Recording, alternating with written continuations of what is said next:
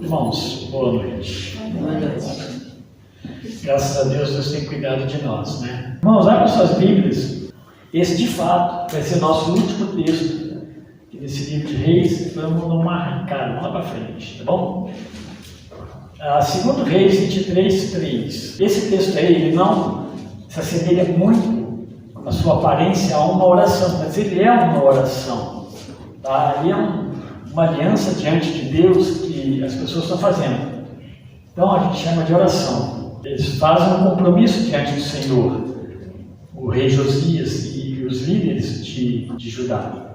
Para introduzir esse texto, eu vou ler, eu escrevi já aqui, Salmo 119, 11, que ele diz assim: guardei, e tem a ver comigo, né? Guardei a tua palavra no meu coração para eu não pecar contra ti.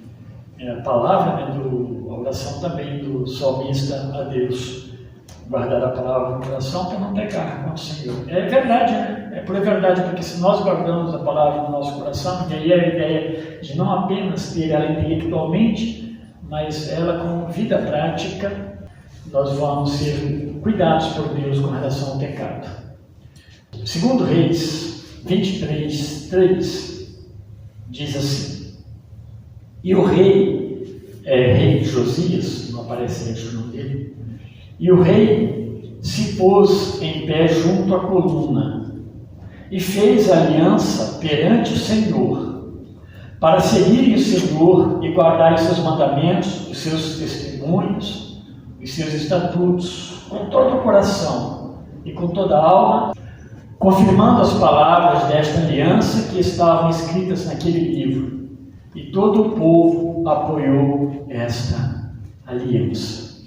É uma aliança, ele não trata como uma oração, mas é como se eles abriram a palavra de Deus e eles se comprometeram, através da leitura daquela palavra, diante de Deus, em proceder conforme estava escrito naquela palavra. O que acontece na vida de Josias é algo maravilhoso. É impossível nós lermos, né, essa é a história de Josias como uma leitura qualquer.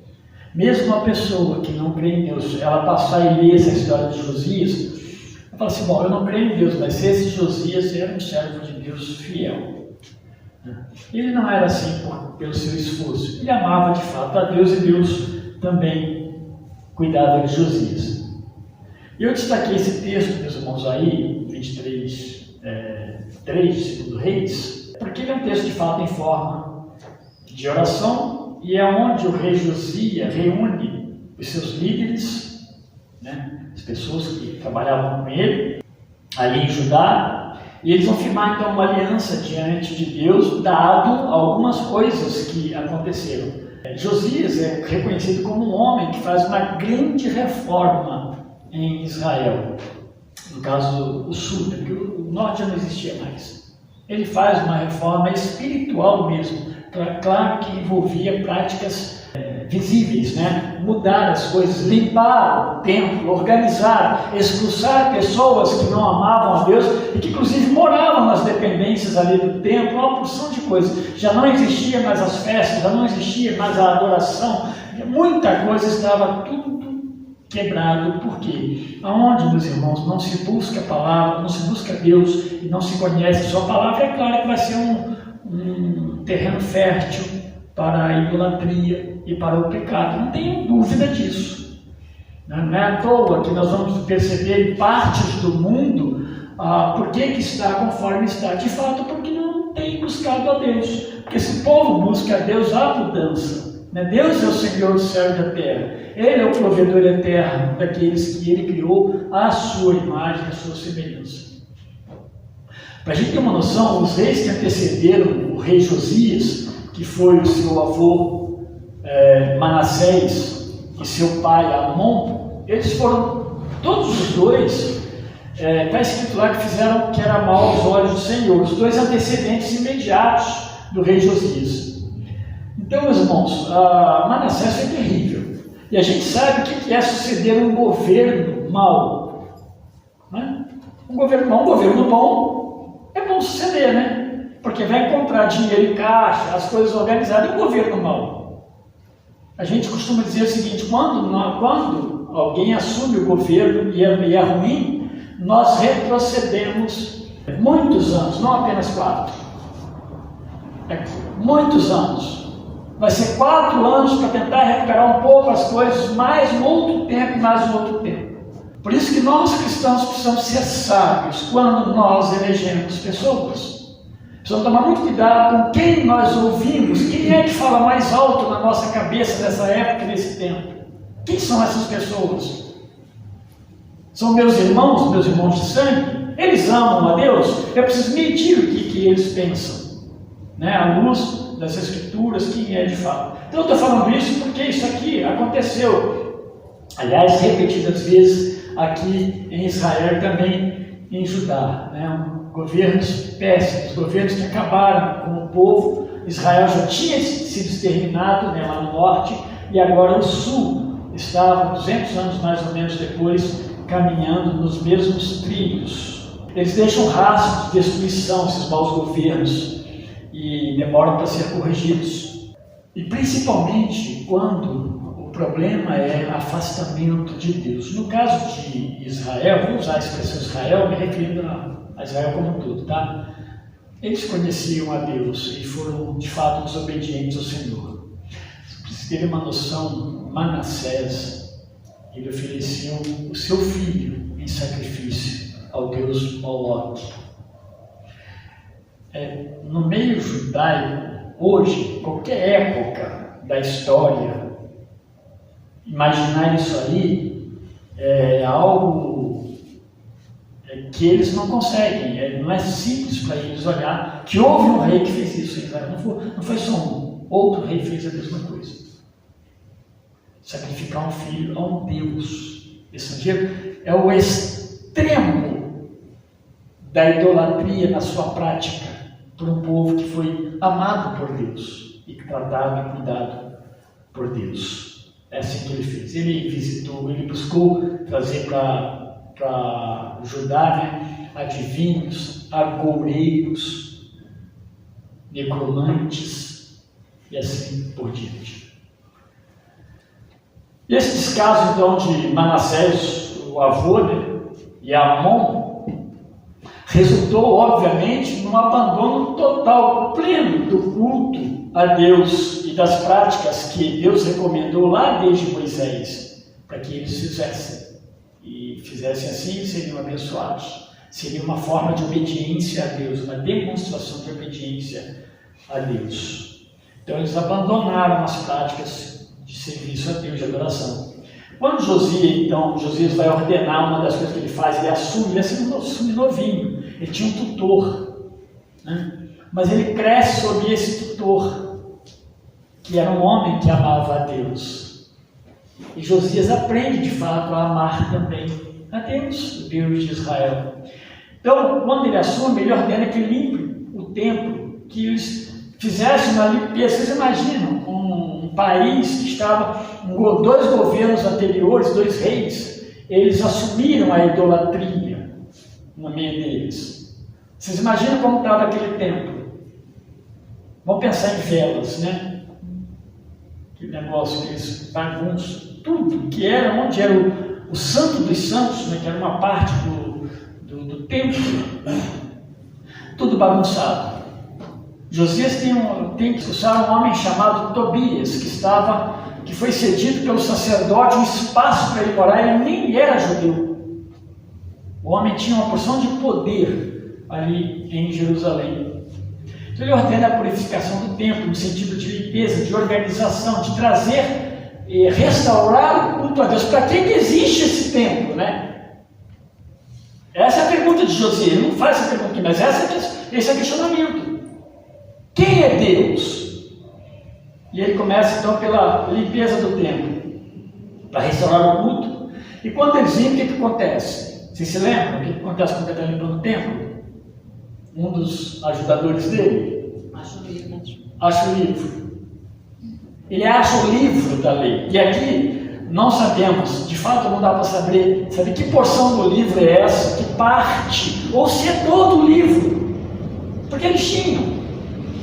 o rei ele tinha que ter uma cópia de parte do livro que ele precisava ter, não digo todo, mas ele mesmo tinha que fazer essa cópia para ele. Mas nessa altura eles não tinham, possivelmente Josias lesse as escrituras, mas a nação não servia a Deus conforme Deus desejava ser servido. Então encontra o livro da lei, uma parte dele possivelmente, talvez lá em Deuteronômio. E quando eles leem, eles vão ficando estupefatos, né? Eles levam diante do rei, o rei lê, e eles percebem então que estava longe de fazer, a vida deles estava distante daquilo que Deus determinava. É como nós, meus irmãos. Imagina eu sou filho de Deus, mas nem sabe o que o Evangelho pede, ou se sabe não obedece ao Evangelho. Ou então, o dia que você lê a Bíblia, você fala, nossa, eu estou longe do que Deus espera de mim como serva de Deus ou servo de Deus. Bom, ele escolhe e vê que está longe. E a partir daí, a gente vai ver uma opção de ação positiva de Josias a partir do que ele lê na Escritura. E ia multiplicar muitas outras ações quando ele começa a ler o livro. Ele vê que lá os altares, você tinha se multiplicado em Israel, altares era altar de idolatria, onde o povo foi ensinado a buscar o Deus das reproduções, o Deus das multiplicações, o Deus da fertilidade, o Deus da chuva. Esqueceram o Deus de Israel, o Deus provedor de todas as coisas das suas vidas também. Eles vão renovar diante de Deus, então, fazer essa busca na Escritura e começar a renovar diante de Deus. E o que eles fazem, meus irmãos, e nesse verso 3 a gente vai perceber, eles renovam os termos da aliança que Deus havia estabelecido com Israel lá no princípio, lá em Deuteronômio, lá com Moisés. Vamos pensar, voltar mais atrás, não havia lei ainda, mas com Abraão. Porque ele fala para Abraão, né, que a partir dele, ele construiria uma nação, um povo seu, um povo que não podia nem se aproximar dele, mas Deus se aproxima deste povo, Deus Santo. Então começa a olhar, então, como que eles precisam fazer para renovar essa aliança diante de Deus, olhar os termos e obedecer os termos da aliança que Deus havia estabelecido. Vamos pensar aqui a adoração exclusiva, a celebração das festas, por exemplo, a Páscoa, né? Ele vai celebrar, nos últimos textos, parte desse texto é a celebração da Páscoa, os sacrifícios, voltar a fazer os sacrifícios a Deus, que era pedido por Deus nas Escrituras Sagradas, a própria circuncisão, talvez, porque quando você abandona uma coisa, abandona todas elas. Ou todas são feitas pela metade, ou não há compromisso. Para Deus não existe isso. Ou há obediência ou é desobediência, né? Pecado existe meio pecado, não tem meio pecado. Ou é, ou sempre é, ou não é. É por isso que sempre a gente está apontando para isso. Nosso cuidado como servos de Deus precisa ser muito claro. O nosso serviço a Deus como servos de Deus. Não existe, né, um meio serviço, porque também não existe um meio Deus. Nosso Deus é completo. Ele nem precisa da minha adoração. Ele sobrevive bem sem mim. Mas Ele me ama. Ele te ama. E é por isso que Ele veio até nós novamente em Cristo. E Ele virá até nós novamente na volta do Senhor Jesus Cristo. Essa renovação, então, envolvia servir a Deus, é o que nós lemos aí. Guardando que os mandamentos, testemunhos, os estatutos, né, as leis de Deus. Guardando os mandamentos, aquilo que Deus determina para o seu povo. É isso que nós temos que observar. Não é? Eu sempre gosto de lembrar, não é as nossas maravilhosas criatividades que Deus quer. Deus espera sempre de nós obediência plena, na simplicidade do Evangelho. Simplicidade não quer dizer pobreza. A simplicidade de algo rico, que é o Evangelho. Às vezes, a simplicidade do Evangelho faz do homem um ser criativo na adoração a Deus. E no desejo de adorar a Deus conforme eu quero adorar, eu não adoro a Deus, porque eu não o faço dentro da perspectiva de Deus. para a minha vida. Então eu preciso seguir a Deus dentro dessas observações todas. Então tudo foi feito diante de Deus, e aí a gente vai perceber que ele lê diante de Deus em uma forma de oração.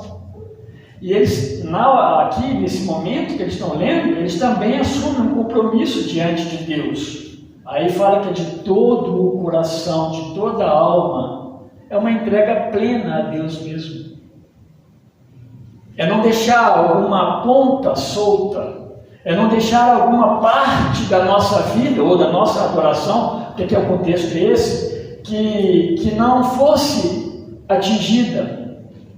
É adorar a Deus na integridade da forma como Ele quer ser adorado. O que está faltando? Nós não celebramos mais as festas. Estou falando do Antigo Testamento, tá, meus irmãos? Então, vamos celebrar as festas. Nós somos idólatras. Então vamos agora derrubar todos os altares idólatras. E nós não temos nem mais levitas cantando no templo. Então, cadê os levitas? Eles estão trabalhando na roça, porque não tem mais sustento. Porque, meus irmãos, quando um povo abandona Deus, eles abandonam tudo. Não há mais culto. Estavam ali, mas não havia... Estava ali o povo de Deus, mas não tinha culto a Deus. E o que eles fazem aqui? Eles falam diante do Senhor. Eles se comprometem diante do Senhor, uma renovação da aliança. Se você vê todo, reler, alguns devem ter lido com certeza, reler toda essa história novamente, você vai perceber a profundidade disso, a riqueza que tem em termos de movimentar também o nosso coração em relação ao nosso Deus e os nossos compromissos também diante do Senhor. Então, de todo o coração, de toda a alma, o texto termina dizendo, o verso termina dizendo que todo o povo apoiou essa aliança com Deus. Houve unanimidade. Por certo, aqueles que não apoiaram, que não fizeram, todo o povo aqui, meus irmãos, não é todo Israel, a gente tinha que usar, nós concordamos. Por isso que olha como que é importante os líderes eles estarem bem firmados em Cristo. Aqui, Josias convoca os líderes de Israel. Eles precisavam ouvir isso. Eles precisavam compreender isso e transmitir aos seus, seja a partir dos pais aos filhos, seja a partir dos líderes às suas comunidades. Nós temos um Deus que nós abandonamos. E o povo voltaria para Deus. Dificilmente, quando tinha um rei que amava a Deus, o povo não amaria. Normalmente o povo amava a Deus também. E todo o povo, todos aqueles líderes concordaram. E Israel então voltou a adorar a Deus nos cultos, no templo, limparam, organizaram, trouxeram, refizeram o culto a Deus. Coisa, ao mesmo tempo, maravilhosa que estava acontecendo, mas terrível e triste. Porque onde não há culto a Deus, meus irmãos, há um ambiente sombrio, apagado, morto, sem vida. E assim estava o reino de Judá. Então, finalizando, que essa é a oração que ele faz aqui, que eu estou chamando de oração, é que deve também estar presente continuamente nos nossos lábios. Esse tipo de oração de assumir, reafirmar a nossa aliança de fidelidade a Deus, de compromisso com Ele. Para que Deus te chamou? Ele te chamou em que situação? Ele fez o que Ele fez? Por que Ele te chamou à salvação? Às vezes levamos a vida e nós perdemos a noção de que a vida é curta e ela pertence a Deus. Como que eu estou vivendo a minha vida curta aqui neste mundo? Então precisamos renovar essa fidelidade a Deus, a obediência à sua palavra, confessar os nossos pecados, nos arrependermos desses pecados, com certeza. E seguido também de ações concretas na nossa forma de viver. Ações concretas.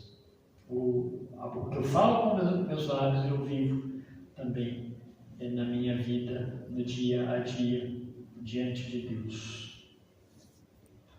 As alianças de renovação diante de Deus, meus irmãos, quem precisa fazer isso aí de uma maneira formal? Nós fazemos nas nossas orações diante do Senhor, mas ela nos protege a nossa fé. Quando nós estamos fazendo isso diante de Deus, nós estamos sendo protegidos na nossa forma de adorar a Deus. Deus está nos protegendo nessa aliança, nessa renovação. Na verdade, não é uma renovação de salvação, porque você foi salvo. Mas a aliança de fidelidade, que nos faça enxergar aonde nós nos afastamos de Deus e dos caminhos do Senhor. Nós sabemos. Deus sabe muito mais do que nós, mas nós sabemos. Então, renovar tem a ver com isso. Senhor, não tenho andado nos teus caminhos. Senhor, as coisas que eu tenho falado, no meio que eu tenho, a forma como eu tenho vivido, no meio que eu tenho vivido, não glorifica o teu nome. Então, Senhor, como eu faço? Me ajuda. Deus vai dar os caminhos. Com certeza Deus vai dar os caminhos. Né? Ele sabe que nós mais precisamos. Então, isso tem que ser uma prática, meus irmãos, repetitiva e até intencional, né? Na nossa devoção diária a Deus. Que Deus ele nos ajude. Que ao olhar para essa aliança, né? Que chama de oração que Josias faz, ela possa nos inspirar para que nós possamos olhar para a nossa própria vida e sabendo que nós temos um Deus que nos amou de uma maneira tão profunda, né? E nos resgatou da condenação do pecado, coisa que nenhum governante, né, mais rico que seja, nenhum sistema vai prover para nós, senão tão somente e unicamente Deus, em Jesus Cristo. Deus assim nos ajude, meus irmãos, nos ajude, nos alegre, nos renove e nós possamos renovar a nossa aliança de dependência dele nas nossas orações. Amém?